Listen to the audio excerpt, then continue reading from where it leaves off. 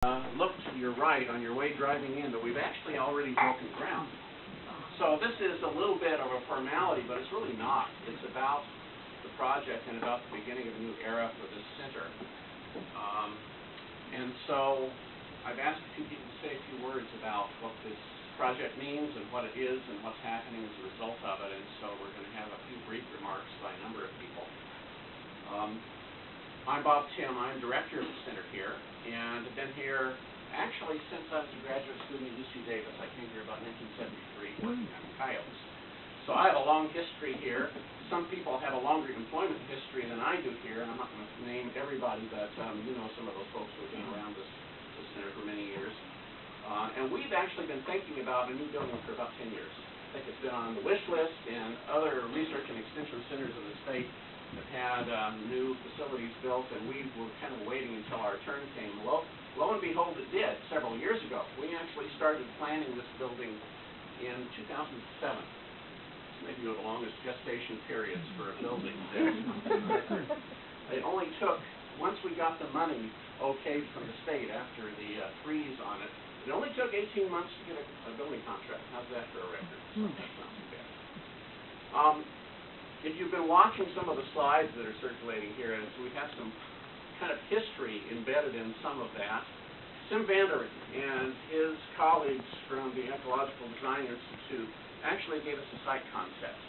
And Sim, as some of you may know, was a professor at UC Berkeley for many years, was the state architect under Jerry Brown's first administration, and was the designer of the Hopland Solar Living Center, the original plan there. And when we found out about his availability, we immediately wanted somebody like that who could design a building that was appropriate for Hopland.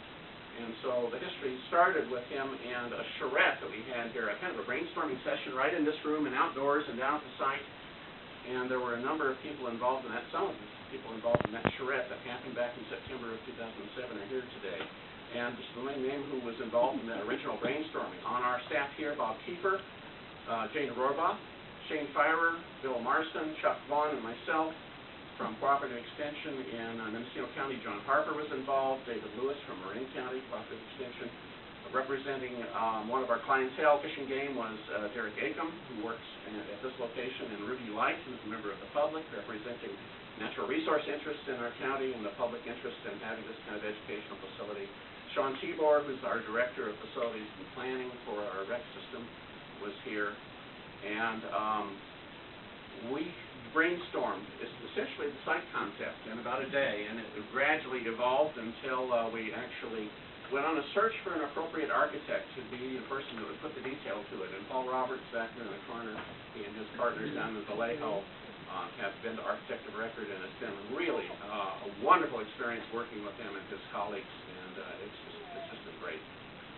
Some of the rest of you in the room have provided a lot of guidance and advice and counsel and wisdom and support for what we're doing, and I thank you all for all that's happened to date. We've actually seen what was a dream that we didn't think was possible become a reality.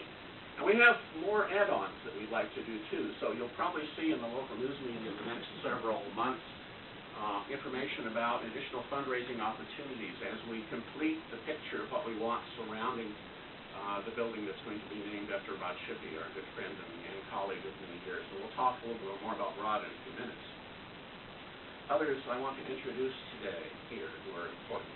And in no particular order, and I'll probably forget somebody, so my apologies if I do. Terry Brown from the Mendocino County Board of Supervisors. Terry, thank you for being with us. Tom Levanway and Jay Giles from RE West Builders. Those two folks back there by the window who are doing a lot of the on-site oversight of what's going on, and we're glad to have a contractor like you folks here working with us. It's a really good cooperative thing. The next several people are going to kind of ask to make a few brief remarks about what this means to the university's mission here, and I'm going to first introduce Barbara Alavia, who is now our Vice President of Ag and Natural Resources. She has office in the UC buildings at Berkeley, but she for many years has been a professor at UC Berkeley and has actually done some of the research here at Hopland over the years. Barbara, would you like to say a few words?